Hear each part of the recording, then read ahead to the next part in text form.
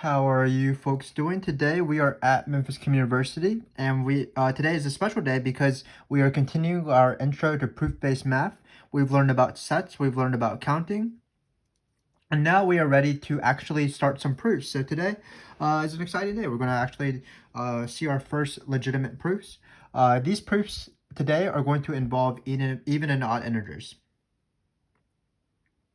So before we start actually proving things, we need to define even and odd integers as precisely as possible. So you might be thinking, I know how to do even and odd integers. The even numbers are 2, 4, 6, 8, 10, and so on. And the odd numbers are 1, 3, 5, 7. But I'm going to define even and odd integers with a rigorous definition so that we can use them throughout the proofs.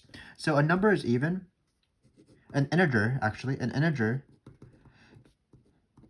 is even by definition if let's say an integer x, if x is equal to 2 times n, where n is another integer, where n is an integer. So that's what it means to be an even integer. So x is an even integer basically if it's a multiple of 2, like 2, 4, 6, 8, 10. So it's 2 times an integer. So this is the rigorous definition of even that we will be using throughout these proofs. Similarly, an integer is odd, x is odd, if by definition x is equal to 2n plus 1, where n is an integer. So basically, it's not a multiple of 2, it's a multiple of 2 plus 1. So let's see some examples a little bit before we get started. So example. So let's list some even numbers that we know. So some even numbers and some odd numbers. So for example, the number 14 is even. And how can we show that 14 is even using our definition? Well, we just need to show that it's 2 times a number, 2 times another integer. And in this case, of course, it's 2 times 7. Cool. For example, negative 8 is even because it's 2 times negative 4, 2 times an integer, 2 times an integer. Furthermore, 0 is even because it's 2 times 0. 100 is even because it's 2 times 50. And I think you see the pattern. Let's do some odd integers. So for example, let's do 25. Well, 25, can we express 25 to be 2 times an integer plus 1? Well, we can.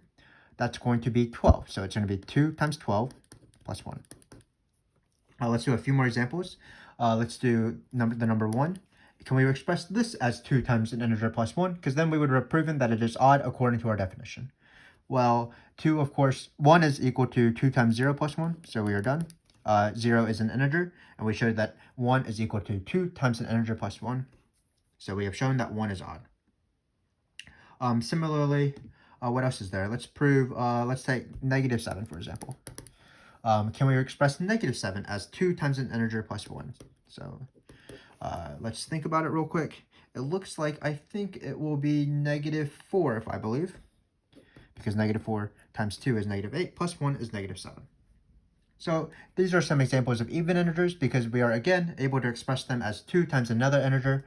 And these are odd integers because we have been able to express them as 2 times an integer plus 1. So let's move on a little bit. Let's talk about let's show that if we have a number of the form 2n, then it's definitely going to be even. So we're sort of looking backwards. So notice if you take, for example, 2 times 11, well, that's 22. So 2 times 11 is an even integer. Same thing for like 2 times negative 5. 2 times negative 5 is equal to negative 10. Of course, this is an even integer. Let's do something with odd to go along with this pattern. Let's take the number 2 times, let's say, 9 plus 1. Well, 2 times 9 plus 1 is equal to 19. So this definition works. 2 times 9 plus 1 by definition is odd because we expressed it as 2 times an integer plus 1, and it is the odd integer 19. Just one more. 2 times negative 7 plus 1. This is an odd integer by definition because it's 2 times an integer plus 1, which is going to be equal to negative 13, the odd integer negative 13. So hopefully you see that we are coming up with a very basic concept, even integers and odd integers, things you've been dealing with for a very long time in your math careers. But what we are going to do is we are going to define it very rigorously with the fact that an integer is even if x is equal to 2 times an integer, and an integer x is odd if x is equal to 2n plus 1. So just saying that something is even or odd, we know something about it. We know that if x is even, we can express it as 2 times an integer. If we know that if x is odd, we can express it as 2 times n plus 1. So this works both ways. So in our proofs, we're going to be dealing with generic elements. We're not going to be dealing with these specific examples because we want to prove things that hold for a wide variety of numbers or a general class of numbers. So when we take arbitrary elements that we know to be even, we're going to immediately express it as 2 times an integer. We might not know what that integer is, but we know that x can be expressed like that. Similarly, if we want to prove something is even or odd, we're going to use this definition. So say I wanted to prove x is odd. What I want to show is somehow that x is equal to 2 times an integer plus 1. And hopefully, as we do these basic proofs, they're not too bad because we are simply using the definitions of even or odd over and over and over again. You'll be able to appreciate what we're trying to do here. We're going to take a simple definition, and from this simple definition, because it's so eloquently created and so eloquently structured, we are able to discover facts about the world from the simple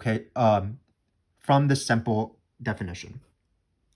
So we are going to be discovering truth. Hopefully you'll be able to appreciate we are discovering truth. Even if the truth is simple, we are discovering it. And I think that's quite a magical thing. But let's get on to it. Let's start doing our first proof. How exciting. So this is our first proof. So the thing we want to prove, let's say the statement. So our first proof is if x is even, then x cubed is even.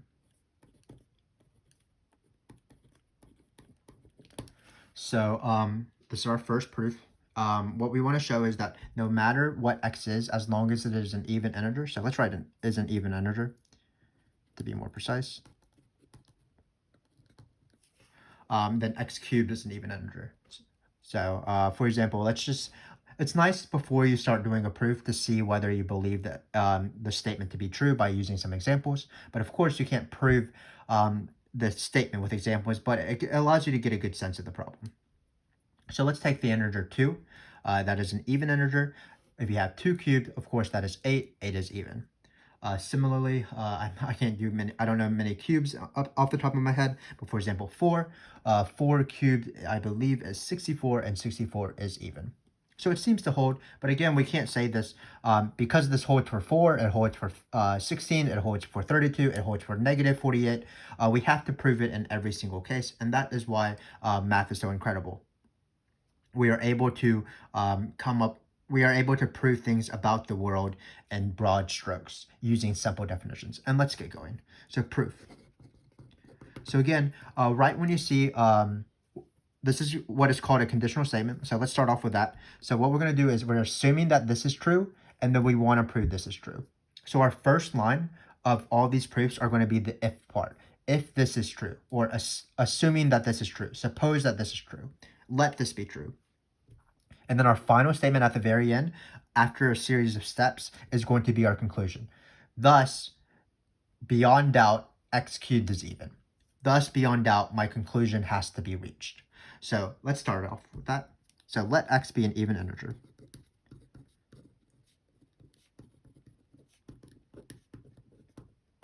What we ultimately want to show at the end of this proof is that x cubed is even. So how we're going to do that, again, is to use these definitions, these rigorous definitions, in order to prove it. So anytime we have an even number, we know by the definition of being even that we can write it as x equals 2 times an n, where n is an integer. So right when I write the fact that x is an integer, even integer, I'm going to use that fact. So thus, by definition, x is equal to 2 times n where n is an integer. This is a true fact because of the fact that x is an even integer. This is the definition of what an even integer is. So now that we have used the assumption, what we want to ultimately prove is that x cubed is even. To prove that x cubed is even, we will need to show that x cubed is equal to 2 times an integer. What we're going to probably do is we're probably going to involve the fact that x is equal to 2 times n, where n is an integer. So what we will ultimately want to show is that x cubed is equal to 2 times an integer, and the integer will probably be related in some way to n. It won't be exactly n because x is equal to 2n, but x cubed will equal to probably something, 2 times something involving n, as you'll see. So let's write x cubed. Well, what can we do? Well, we know what x is, so we can substitute in 2n for x. So we get 2n cubed. Let's be careful. When you multiply, when you raise exponents of a product, you raise the exponents of each thing. So this is going to be 2 cubed times n cubed, which in fact is 8n cubed if we were to simplify. But remember what we're trying to prove. What we want to prove is that x cubed is even. We want to show that it's 2 times an integer. N cubed is indeed an integer, but this is not the proof. We're showing that this is 8 times an integer. We want to prove that it's 2 times an integer because being 2 times an integer means you're even. So what I'm going to do is I'm going to do split this 8 up into be 2 times 4n cubed. So notice that this is the same. And why am I putting parentheses around this? I'm trying to emphasize the fact that I just proved that x cubed is even because I was able to show that x cubed can be expressed as 2 times an integer. And how do I know that 4n cubed is an integer? How do I know that 4n cubed is an integer? It's because n is an integer, and the product of integers results in integers. So n cubed, n times n, including times 4, that will remain an integer. So thus, we have this fact, and we have proven that x cubed is an even integer, which is the goal. So x cubed is equal to all of this. So because precisely that 4n cubed is an integer inside the integers, we know x cubed, by definition, is even. So hopefully you understand this proof. I'm going to repeat it. It wasn't the longest proof, of course.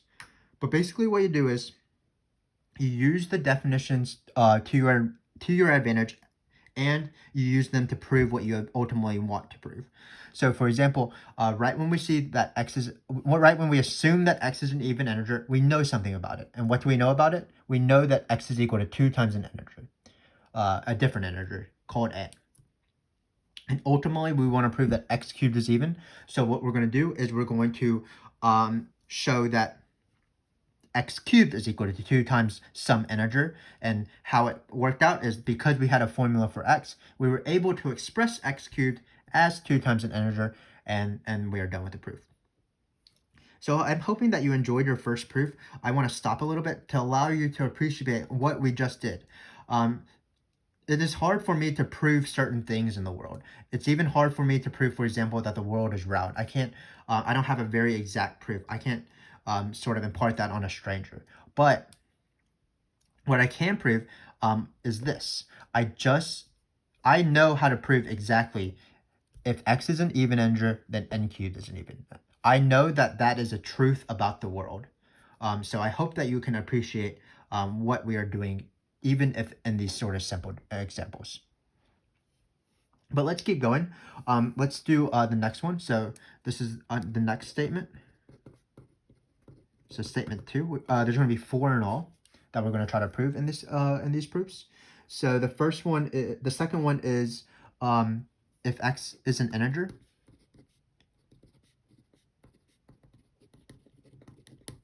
then 4x squared plus 2x plus 9 is odd. So let's think about this real quick as my computer sort of turns itself on. So what we want to do is suppose that x is an integer, and then we want to prove that we will be able to express this thing right here as 2 times an integer plus 1, because that is what it means to be odd. So how are we going to go about doing this? Well, in this case, what we had is that we had x as an even integer as an assumption, and we were able to work off that because we have a definition for even integers.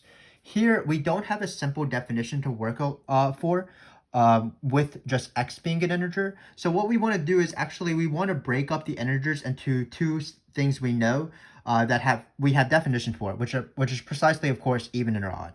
So basically, what this is called is trying cases. I'm not going to prove for every single integer all at once that this quantity is odd. What I'm going to do is I'm going to say, well, there's two classes of integers. The first class is the even integers. So I'm going to assume that x is even, and I'm going to prove that this thing is odd.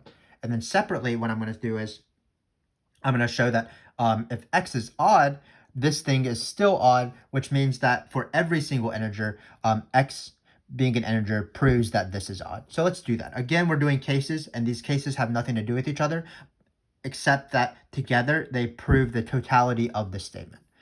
So let's start with that. So this is the proof.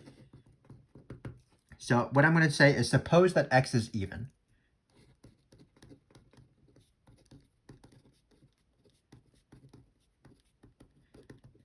And then I'm going to follow a proof that's very similar to x cubed is even. So I'm going to I immediately know something about x because x is an even integer by definition. Of course, that is going to be, so by definition, x is equal to 2 times n, where n is an integer. That is the definition of being even. And then we're going to try to use this fact to show that this thing is odd, meaning that we're going to try to show that this is equal to 2 times an integer plus 1, where the integer probably has something to do with 2n here. So what are we going to do? So let's write consider. I like the verb consider. That 4x cubed. So I'm going to move my paper up a little bit. So 4x cubed, 4x squared plus 2x plus 9. I'm going to plug in 2n into my x's, and then I'm going to simplify just as I did in the x cubed case. So it's going to be 4 times 2n squared plus 2 times 2n plus 9. Let's simplify a little bit before we keep going.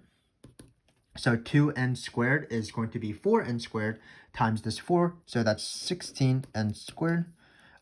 2 times 2, of course, is 4, so that's plus 4n, and then we finally have plus 9. So here, it's not as obvious than the previous example, where it was pretty easy to express our simplified form as 2 times an integer.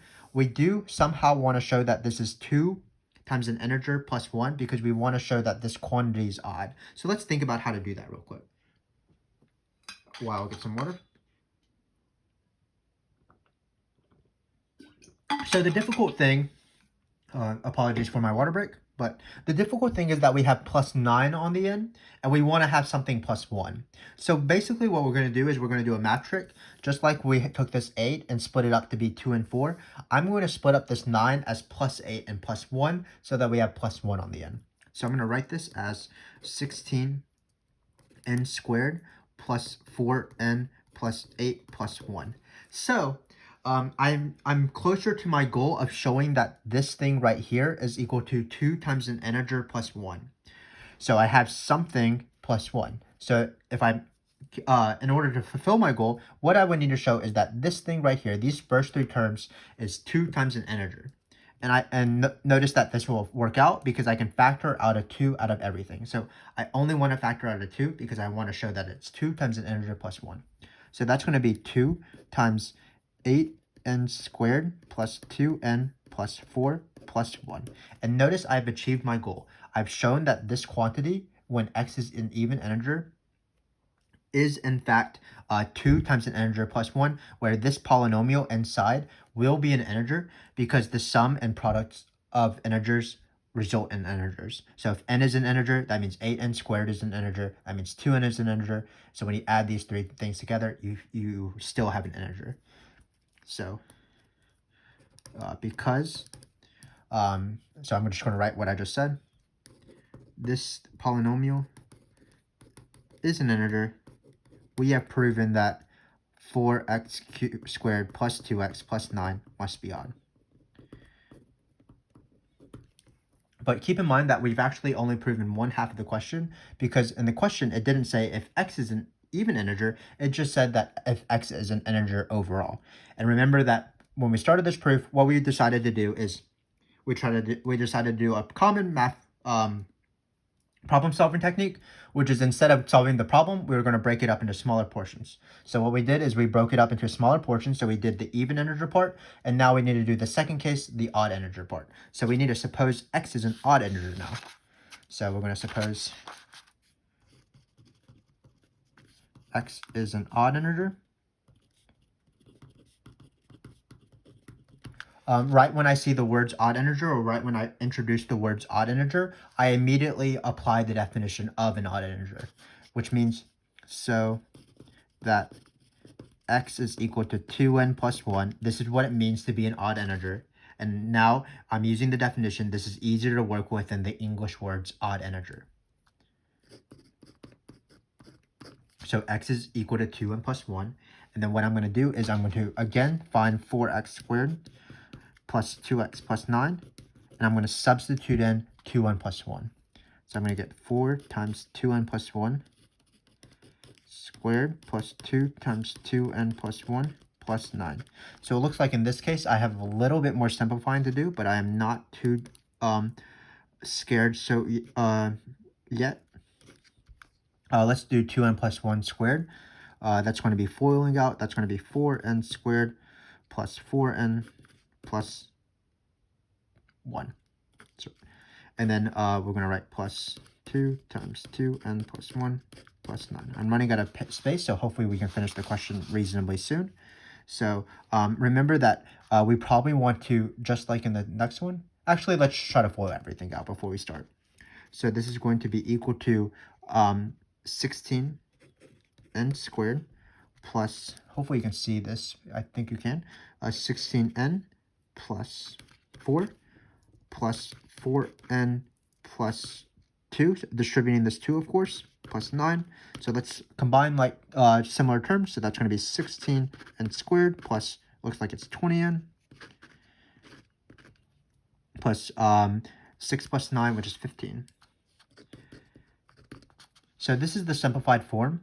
It looks like we're going to be able to complete our goal if we use the same strategy as 16n squared plus, what did we do? We had 16n squared plus 4n plus 9 in the even case, and we broke up 9 as 8 and 1. So if we do a similar thing, let me get another sheet of paper out so that we can finish this proof. So apologize for going on a different sheet of paper. This is a very high budget video, of course. So we're going to continue on to the next paper. And again, what we're going to do is we're going to break up 15 as 14 plus 1, because we're trying to prove that this thing 4x squared plus 2x plus 9 is an even integer, which would imply that it's 2 times something plus 1. So we need to break up 15 as 14 plus 1 to have that plus 1 on the end. So this is going to be equal to 16n squared plus 20n plus 14 plus 1. And then finally, what we're going to do is we're going to factor out a 2 out of this equation. This is going to be 2 times 8n squared plus 10n plus 7 plus 1. And because, again, that this is an integer, because n is an integer, so because this polynomial right here is an integer, which means n is an integer, because n is an integer, that means that we have finished our proof. It must be, by definition, that thus 4x squared plus 2x plus 9 is odd. And then we have finished the proof. Because what we have shown is that no matter what x is, as long as it's an integer, if it's an even integer, we were able to finish the goal of proving that 4x squared plus 2x plus 9 was odd, because we showed that it's 2 times this integer plus 1, which is the definition of odd. When x was an odd integer, we were able to show that 4x squared plus 2x plus 9 is equal to this quantity right here, 2 times this integer plus 1. So again, we were able to show that in both cases, 4x squared plus 2x plus 9 is equal to an odd integer. So what I would say is, I don't really know much about life. You can ask anybody I know, but I do know one thing, and I can prove it to you. I can prove it beyond doubt. I know that if x is any type of integer, 4x squared plus 2x plus 9 will be odd. So let's do 2 more proofs to extend this video, because I enjoy doing this sort of stuff. So the next proof, the next statement is if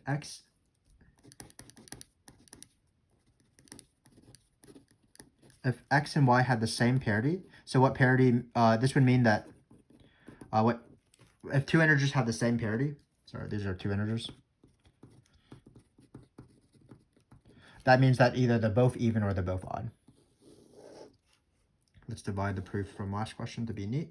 So if 2 integers x and y have the same parity, what we want to prove is we want to prove that x, y have the same parity. So the product x, y has that same parity.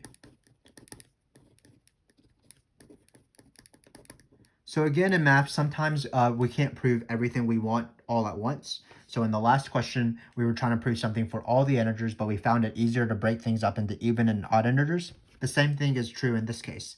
It will be hard to prove this statement just from the fact that x and y have the same parity, because we really don't have a good definition for parity. We don't have a good rigorous definition. But we do have rigorous definitions for even or odd. So if x and y have the same parity, basically that means either x and y are both even and x and y are both odd. And what we're going to do is we're going to take those 2 cases separately and then try to prove the statement. So the statement would be, if x and y are both even, for example, then that means x times y would be even. Similarly, we need to prove that if x and y are both odd, then xy is odd. And that will finish the proof, because in all cases, meaning the 2 cases of x and y being both even or both odd, we will have proven that their product has the same parity. So let's do that. So let's do the easier case. I believe the easier case is usually the even case. So this is the proof. Suppose that x and y are both even integers. We will eventually want to show that xy is an even integer. Another water break, apologize. Okay, I think I'm ready. So again, right when you introduce something being an even integer, what you want to do immediately is you want to show that you want to write that x is equal to 2 times an integer and y is equal to 2 times an integer, because that's what it means to be an even integer, and that's why we want to use this, because we have that definition for even integers. So thus, x is equal to 2 times an integer, and y, we're going to use a different letter for y, because we don't know if they're the same even integer. We just know that they're even integers separately. So we're going to use 2m instead, because they could be different. They could be, for example, 6 and 8. But what are the constraints on n and m? Well, by definition, they have to be integers.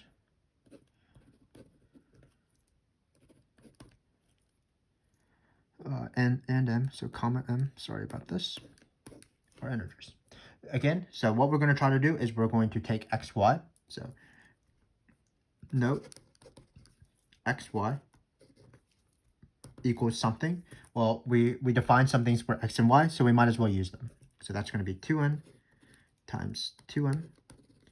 And then our goal, of course, is to show that xy has the same parity, which means that xy is going to be even in this case, which would be, by definition, showing that xy is equal to 2 times an integer. So that looks pretty easy. It's almost done for us. It's going to be 2 times this integer right here, 2nm. Or you could write n2m if you want to. But because 2 and m are integers, because again, the product of integers results in integers, then it must be that xy is even by definition. Right? 6 times 4 is 24. That's still even. But here we have proven it for every single example imaginable. That's, in my opinion, that's pretty amazing. Like, It's easy to prove simple statements like 6 times 4 is 24. All three numbers are even, but to prove it for every single even integer, every single possibility of pairs and their products, in my opinion, is what makes math so beautiful. But before we keep talking about the beauty of mathematics, let's prove the other case. So the other case, of course, is if x and y are both odd, and we want to show that their product is going to be, again, odd, which will be showing that their product is 2 times something, 2 times an integer plus 1. So let's do that. So at the bottom of the page here, we'll say if x and y are both odd, I don't know how to spell both odd, I was wrong right do for some reason. So both odd integers. Hopefully you can still read that. We have plenty of space. Then by definition, x would be equal to 2 times some integer plus 1. And then again, we're going to use a separate variable for y because we don't know if these odd integers are the same. So we want to do the most general case where n and m are integers. And then what we're going to try to prove is that x times y is equal to 2 times an integer plus 1. So what we're going to do is we're going to say, note, xy equals, well, we're going to substitute in what x and y are.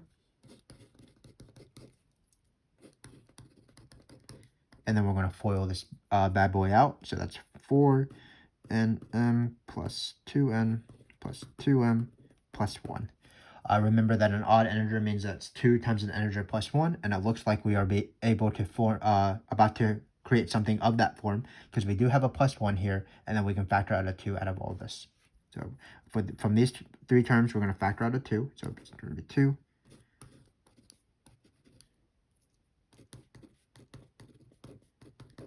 And thus, we have proven our goal, xy must be odd. Sorry for the space, maybe we'll put a dot there, is odd. Because this polynomial right here, 2nm plus n plus m, is an integer. Great. So we can write a concluding sentence. If x and y have the same parity, meaning if x and y are both even and x and y are both odd, we have proven that xy shares that same parity. So in either case, in all cases, if we can write in conclusion, that's a nice way to end this proof.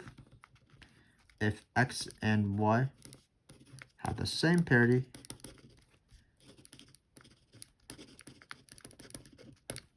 xy has that same parity.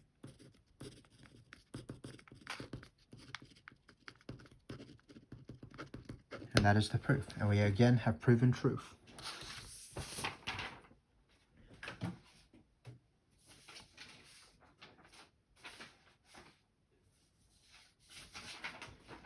Let me prove to you one more proof just as a bonus. If you want, you can pause the video and try to prove it yourself. So this is the last statement. It's going to be very similar to the last one. If x and y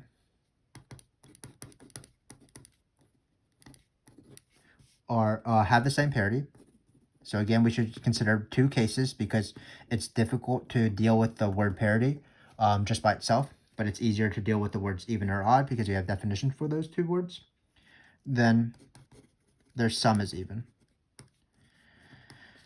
So let's see if this makes sense with some examples. Of course, that is not sufficient for a proof, but it does give us an idea of how to go about doing this. So for example, let's take two even integers. Let's take 14 and 6. Well, 14 plus 6, let me try to autofocus this. Hopefully this has not been too much of a distraction without the autofocus, but let's take 14 plus 6. 14 plus 6 is equal to 20, and 20 is even. Let's take two odd integers. Let's take 9 and 3. 9 plus 3 is 12. That is even as well. So it seems to be true. Let's prove it. So again, we're going to take two cases. One case being that they are both even, and one case being that they are both odd. And we're going to prove the same result, that their sum x plus y is even. So let's do that real quick. So suppose x and y are both even first. Well, what that would mean would be that x is equal to 2 times an integer. So this is, we've been doing this quite a bit in this video. So x is equal to 2 times n, and y is equal to 2 times m. Again, we're being careful with our variables to not match them because we don't know if they're equal. And then it should be pretty obvious what to do now. So let's find x plus y.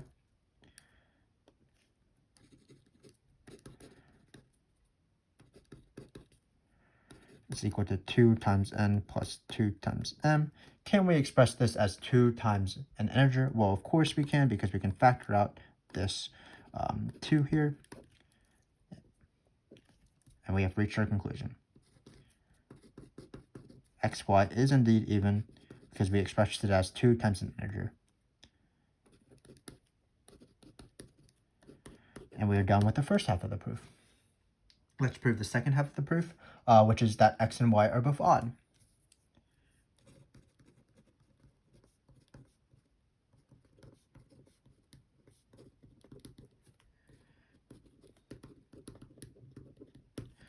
That would mean that x is equal to 2n plus a number. Plus 1, sorry. And y would equal to m plus 1, where n and m are integers. And then what we're going to try to prove, of course, is that these two summed will be expressible in the form 2 times an integer. And let's see if that works. So it's going to be 2n plus 1 plus 2n plus 1. This is lovely because these plus 1s are added together, and we get 2n plus 2m plus 2. And we can express this as a form of 2 times an integer because we can factor out a 2 out of these three things. So in this case, the second case, x plus y is even,